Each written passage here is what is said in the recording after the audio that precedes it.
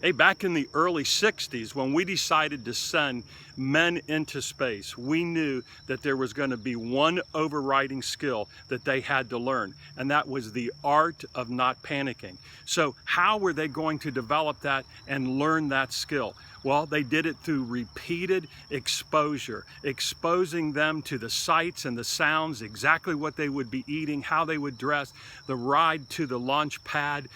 They simulated everything. They did it hundreds and hundreds of times, close to over a 2-year period. So by the time that they were ready to blast off, it was absolutely like breathing. They even say that when John Glenn circled the globe, that his heart rate never rose above 100. So heart rate below 100. I mean, that was just like breathing as he made that space flight. Well, back here on Earth, we face many of the same kind of obstacles and challenges and adversities that create overwhelming situations for us. And we have the opportunity to practice and to develop this brain just like they did.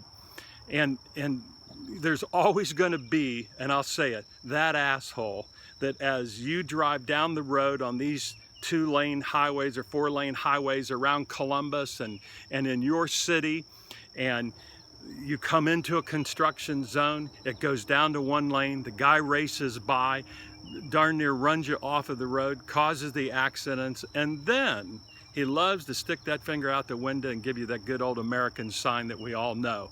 And at that point, you've got a choice to make. But I think it even starts way before that, and I want to talk to you about that one practice. I'm a 5 a.m. guy, something I learned when I was delivering papers when I was 10 or 11 or 12 years old. It works for me, but at 5 a.m.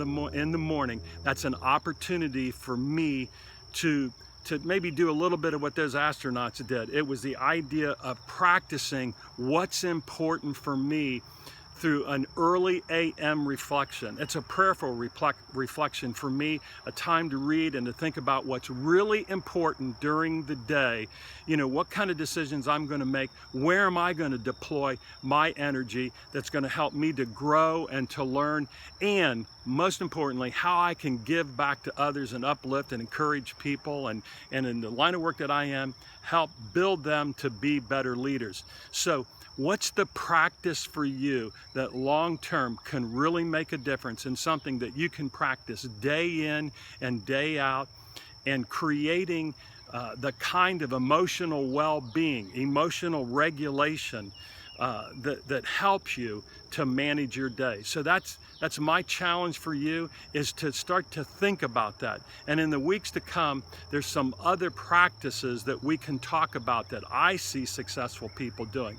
But if there's one overriding dominant thing that I see successful people do, it's the idea that they work that brain. They practice.